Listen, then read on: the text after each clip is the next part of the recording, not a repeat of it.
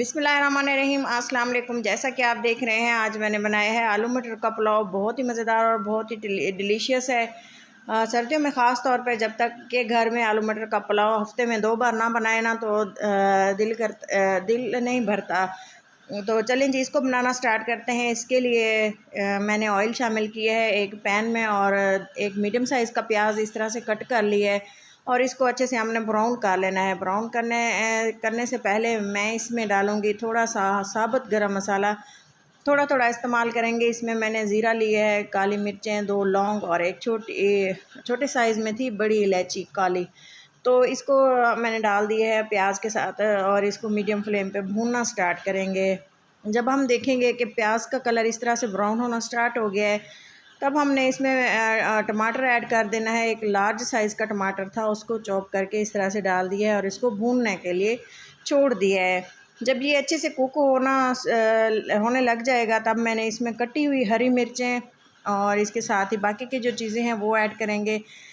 जैसा कि आप देख रहे हैं, मैंने इसमें ऐड किया है लहसुन और अदरक का पेस्ट, थोड़ा सा इसमें पानी डाल के। और ये है आलू मटर, मेरे पास 2 मीडियम साइज़ के आलू थे वो डाले हैं।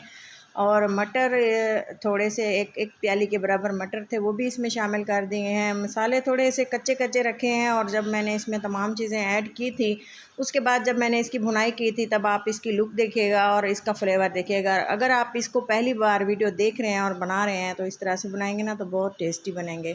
नमक डाल देंगे, लाल मिर्च डालेंगे और यह है सूखा धनिया। टेस्ट के मुताबिक डालें या क्वांटिटी के मुताबिक, मसाले जितने आपकी चीज़ें हों वैसे मसाला डालें। मैंने 1 चम्मच चाय वाला डाला है मिर्चों का और एक ही डाला है नमक का और इसके बाद एक भर के सूखा धनिया अच्छी से मिक्स कर देंगे। और इसमें जो हमने लहसुन का पेस्ट डाला है वो अच्छे से कुक होगा और हमने इसको कवर लगा दिया क्योंकि इसमें थोड़ा सा पानी था।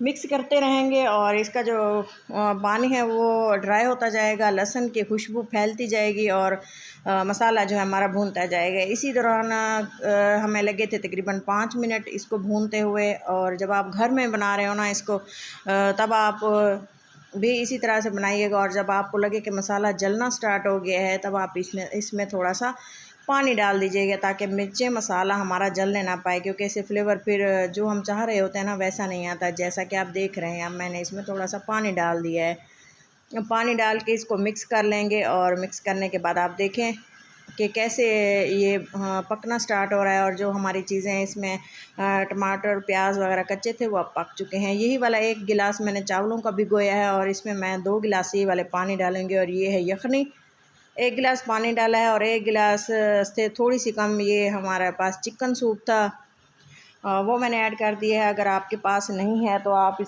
इसके साथ ही आप चाइनीज़ नमक डाल सकते हैं, चावल में अक्सर जो डालते हैं, या बिरयानी में, या चिकन पाउडर डाल सकते हैं, या चिकन क्यूब डाल सकते हैं। मेरे पास चिकन स्टॉक था तो मैंने ये डाल दिया। तो आपके पास भी अगर चिकन की यखनी मौजूद है तो इसको इसी तरह से आप लाजमी ऐड करें, इससे फ्लेवर बहुत ज़्यादा यमी हो जाता है। और अगर आपके पास नहीं है तो आप इसको स्किप भी कर सकते हैं। तो अच्छे से इसको मिक्स करके कवर कर दिया था। और ये भीगे हुए चावल हैं, अच्छे से पहले इनको वॉश कर दिया था और इसी तरह से हमने पानी को बॉयल होने दिया 10 मिनट के लिए। उसके बाद हमने चावल ऐड किया और आप देखें कि चावलों को मैंने बिल्कुल भी मिक्स नहीं किया, ऐसे थोड़ा सा हिला दिया और इसको कवर लगा दिया है। ये बात ज़हन में रखें कि इसके नीचे जो है फ्लेम बिल्कुल हाई रहनी चाहिए, यहाँ तक कि जब चावलों का पानी 80% तक खुश्क नहीं हो जाता। जब चावल आप देखें कि ऊपर आना शुरू हो गया और पानी बिल्कुल ड्राई होना शुरू हो गया, तब हम इसे हिला सकते हैं। आप देखें चावल कितना खिला खिला है। जो लोग ये समझते हैं, सोचते हैं कि हमारे चावल खिले खिले क्यों नहीं बनते, वो अगर ये तरीका फ़ॉलो करेंगे ना तो आपके पुलाव या बिरयानी इसी तरह से बहुत ही मज़ेदार बनेगी। तो चलें जी, आप इसको देखें, पानी बिल्कुल ड्राई हो चुका है, मज़ीद पानी ड्राई होने लगा है। अब हम इसको मिक्स करते हैं थोड़ा सा और इसको हम फिर लगा देंगे दम पे। अगर आप इसको मिक्स नहीं भी करते और दम पे लगा देते तब भी सही था। आप देखें मटर और आलू अच्छे से गल चुके हैं और चावल भी अच्छे से कुक हो चुके हैं। अब मैंने इसमें ऐड कर देना है थोड़ा सा हरा धनिया, खूब सारा हरा धनिया डालें तो कम डालें, आपकी मर्ज़ी है, टेस्ट के मुताबिक। अगर डालेंगे ना बहुत ज़्यादा अच्छा सा फ्लेवर आएगा। इस तरह से हमने इसको लिड लगा दिए, दम पे इसको छोड़ देंगे 15 मिनट के लिए। फ्लेम को ऑफ़ कर दिया था। अब आप देख सकते हैं कि आलू मटर का पुलाव हमारा कितना टेस्टी और चावल कितना खड़ा खड़ा हमारा तैयार हुआ है। चलें जी, खिले खिले चावल खाने में भी मज़ेदार लगते हैं और देखने में भी हर किसी का दिल चाहता है कि हम इस तरह से अच्छी सी चीज़ खाएं जिससे बहुत ज़्यादा अच्छा सा टेस्ट आए और खाने में मज़ा भी आए। बहुत सी अमेजिंग सी हमारे आलू मटर पुलाव की रेसिपी तैयार है।